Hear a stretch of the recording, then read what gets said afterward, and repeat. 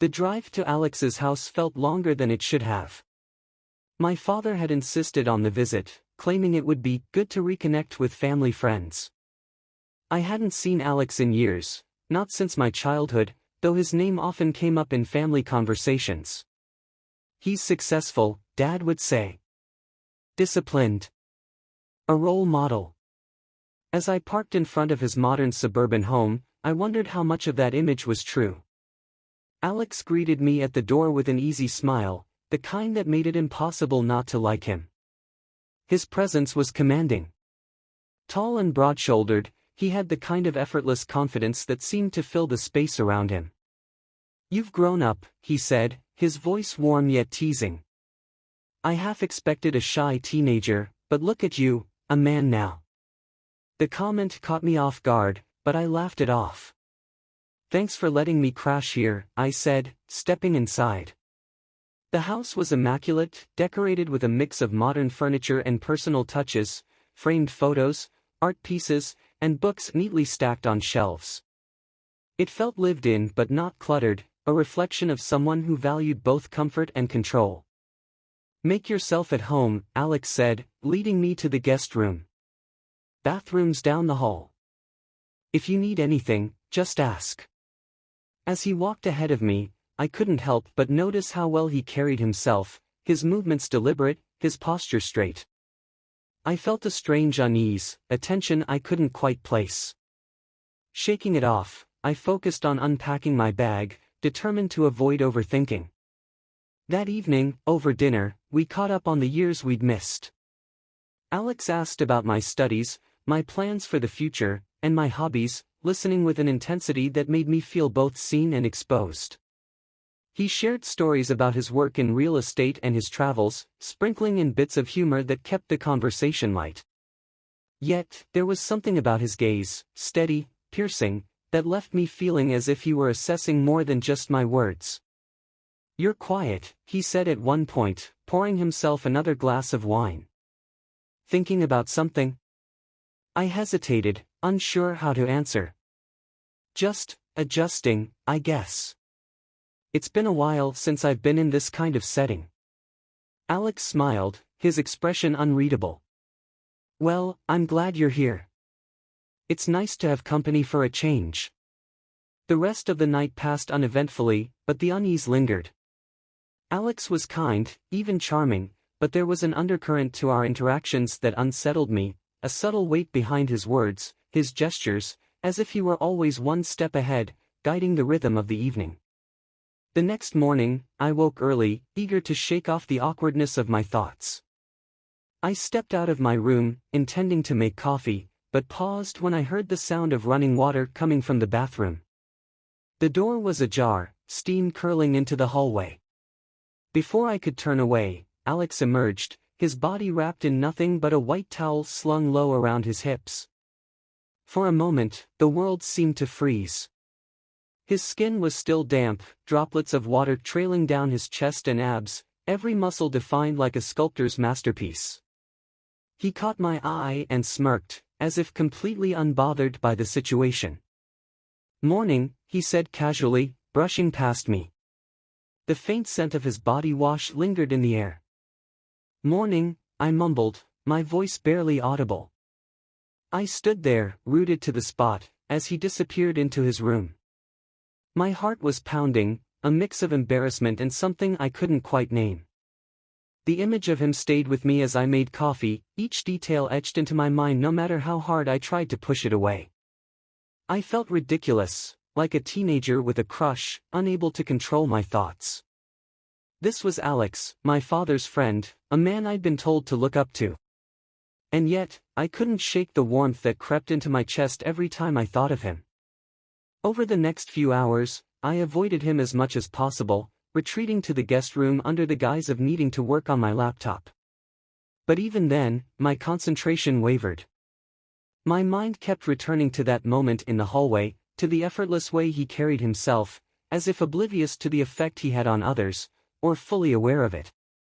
By lunchtime, it was clear that avoiding him wasn't an option. Alex knocked on my door and leaned against the frame, his smile disarming. "You've been hiding all morning," he said. "Everything okay?" "Yeah, just catching up on some work," I lied, closing my laptop. "Well, take a break. I made sandwiches." We ate in the kitchen, sunlight streaming through the windows. Alex was his usual charming self, effortlessly filling the silence with stories and questions. But now, I noticed the subtle ways he studied me, the way his gaze lingered just a fraction longer than necessary, the way his tone softened when he addressed me directly. I couldn't tell if I was imagining it, if my own thoughts were coloring his actions, or if there really was something unspoken between us. Either way, it left me feeling unmoored, caught in a web of emotions I didn't fully understand. Later that evening, as I sat alone in the living room, I tried to make sense of it all. My father trusted Alex, saw him as a mentor and a friend. To entertain even the faintest idea of anything beyond that felt like a betrayal, not just of my father's trust, but of the image I'd always held of myself. And yet, the memory of Alex, towel-clad and self-assured, kept resurfacing. No matter how much I tried to bury it, the spark of attraction refused to fade. I sighed, running a hand through my hair. It was going to be a long visit. The atmosphere in the house seemed to change after that morning. Or maybe it was just me. Alex went about his usual routines with the same casual charm, but I couldn't shake the feeling that something unspoken hung between us. I caught myself watching him more than I should, cataloging every gesture, every glance, every word that seemed to carry a double meaning. One afternoon, as I sat at the kitchen table scrolling aimlessly on my phone, Alex leaned against the counter, sipping from a glass of water. He was wearing a fitted t-shirt and shorts, the fabric clinging to his frame in a way that seemed almost deliberate. "You've been quiet," he said, breaking the silence. "You always this shy, or am I just intimidating?" I laughed nervously, avoiding his gaze. "Not shy, just adjusting." "To what?" His tone was light, but there was an edge to it, a deliberate probing. "Nothing. Just being here. It's different from what I'm used to." Alex nodded, setting his glass down. "Well, don't let me make you uncomfortable. This is your space too, you know." The way he said it, with that slight curve of a smile, made my pulse quicken. Was he aware of what he was doing? Or was I reading too much into everything? Later that day, Alex suggested we watch a movie. The living room was dimly lit, the only illumination coming from the screen. He sat beside me on the couch, close enough that I could feel the warmth radiating from his body. Every small movement, a shift in his posture, the brush of his arm against mine, felt magnified, each one sending a jolt of awareness through me. At one point, his hand rested on the back of the couch, just behind my shoulder. It wasn't touching me, but it might as well have been. I could feel the weight of it, the nearness of him, and it took everything in me to keep my breathing steady. "You okay?" he asked suddenly, his voice low, almost a whisper. "Yeah," I said quickly, forcing a smile. "Why?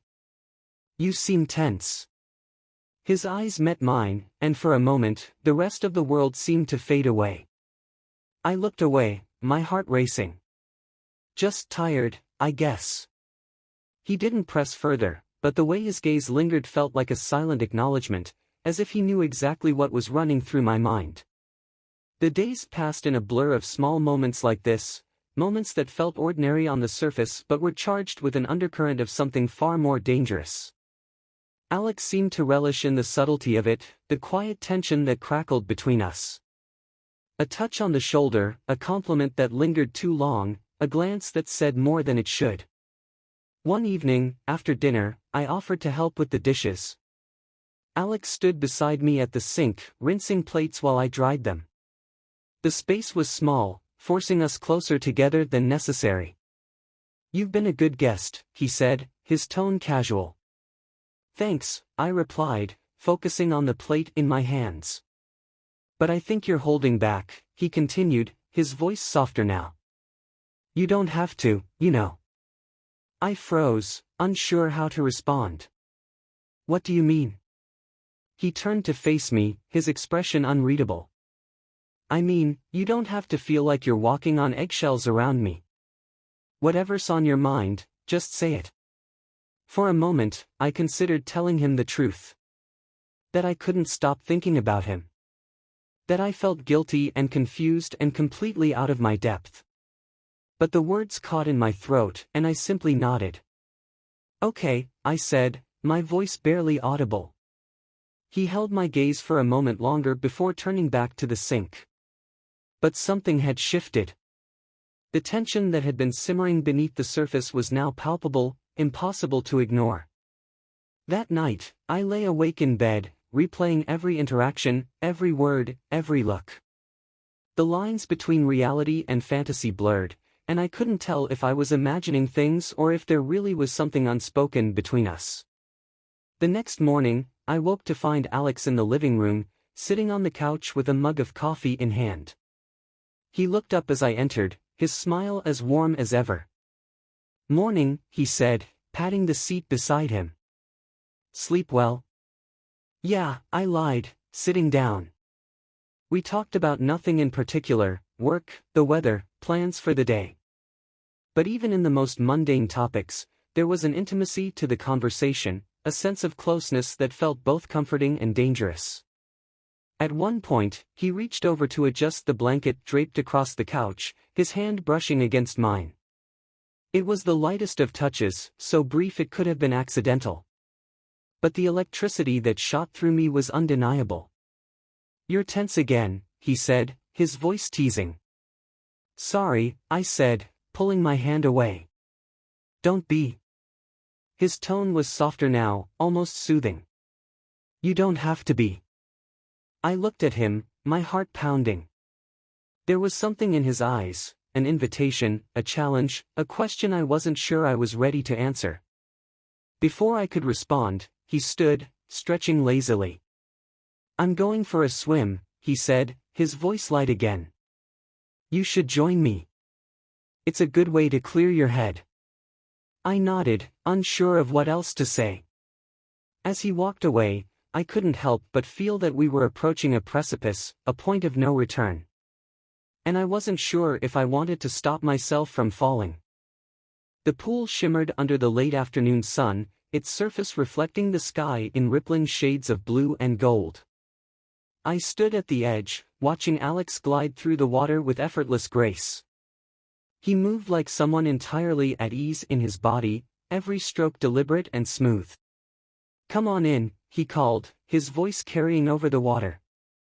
I hesitated, my feet rooted to the warm stone tiles. My thoughts were a chaotic mix of hesitation and curiosity.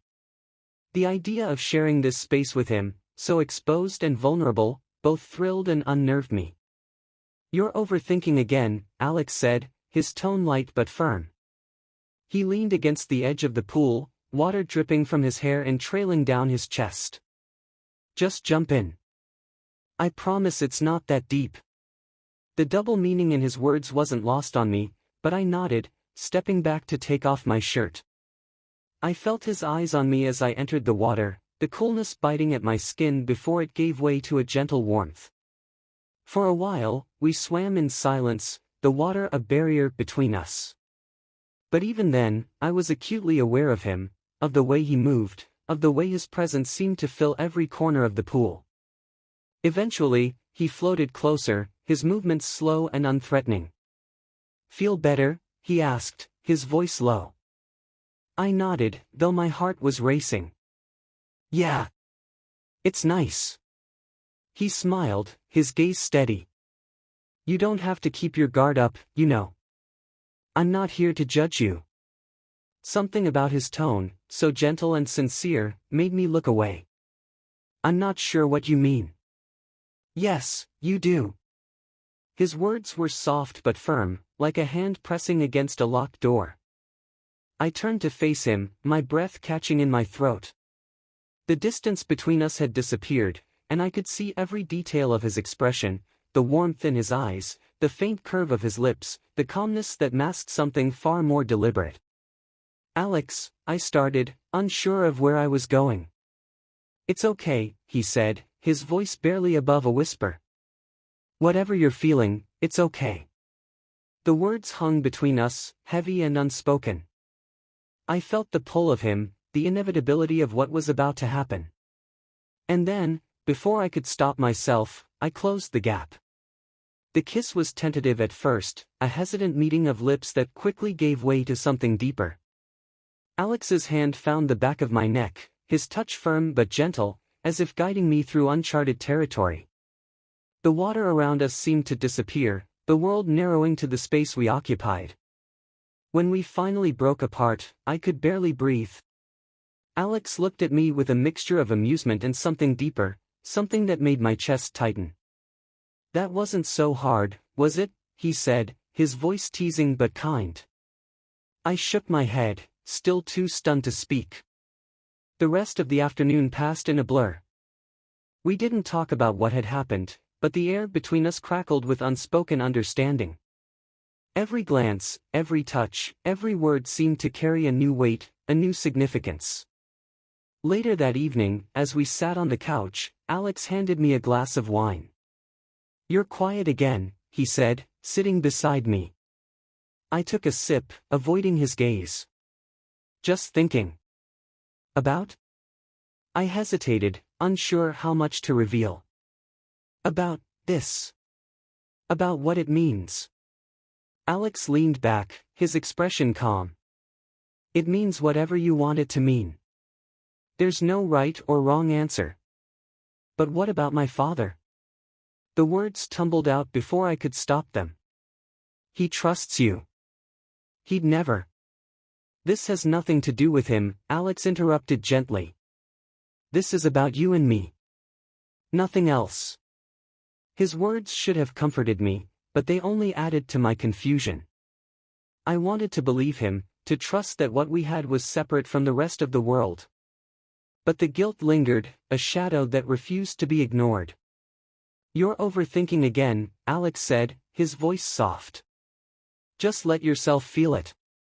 Stop worrying about what's right or wrong." I looked at him, my chest tight with a mix of emotions I couldn't name. "And what about you? What do you feel?" He smiled, his gaze steady. "I feel like this is something rare. Something worth exploring." His words were like a lifeline, pulling me out of the storm of my thoughts. For the first time in days, I felt a sense of clarity, a sense of belonging that I hadn't realized I was searching for. We sat in silence after that, the weight of our shared understanding settling between us.